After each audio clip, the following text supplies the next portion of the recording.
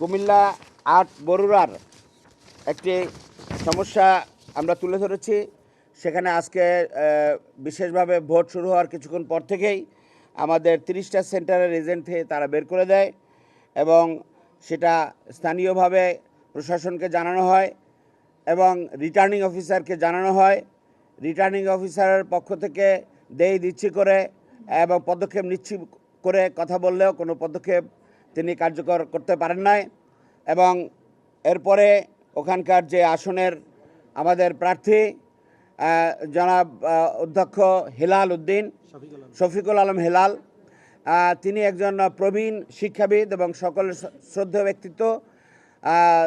তিনি নিজ হাতে লিখিত একটি দরখাস্ত দিয়ে রিটার্নিং অফিসারকে এটা বন্ধ রাখার জন্য আবেদন জানান।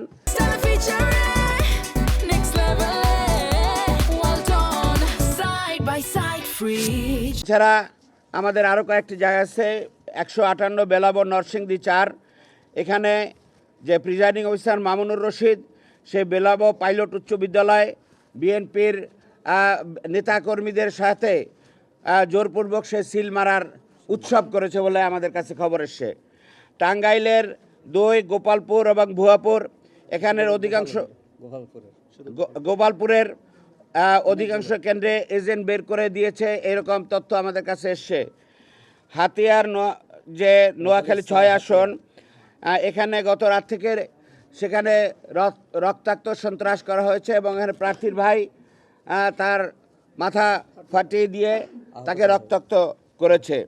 এরপরে ঝালকাঠিতে সমস্যা হয়েছে এবং অন্যান্য পাথরঘাটায় সমস্যা হয়েছে। এই সমস্ত দিকগুলো আমরা এনেছি। আর এছাড়া আপনারা শরীয়তপুরেও একটি সমস্যা আছে, সেখানে বিভিন্ন আসনের সমস্যা তৈরি করেছে তারা এবং কেন্দ্র থেকে এজেন্ট বের করে দিয়েছে তারা।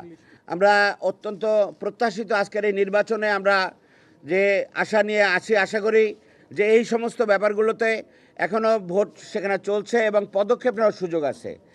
আজকে এই সমস্ত দিকগুলো যেগুলো আমরা তুলে ধরলাম, সমস্ত দেশের অবস্থাটা, সেটার ব্যাপারে আমরা আশা করছি যে ওনারা পদক্ষেপ নিয়ে এই নির্বাচন যেটা হচ্ছে এবং এটার ফলাফলকে কোনো রকম মানে একটা পরিচ্ছন্ন ফলাফল যেন জাতির সামনে আসে এবং কোনো কিছুই যেন কেউ কোনো ক্লেম করতে না পারে, সেরকম একটি পদক্ষেপ তারা নেবেন এই বিশ্বাস রেখে আমরা আজকে ওনাদের কাছে এসেছি। আমরা আশা করি সেই পদক্ষেপ তারা নেবেন ইনশাআল্লাহ।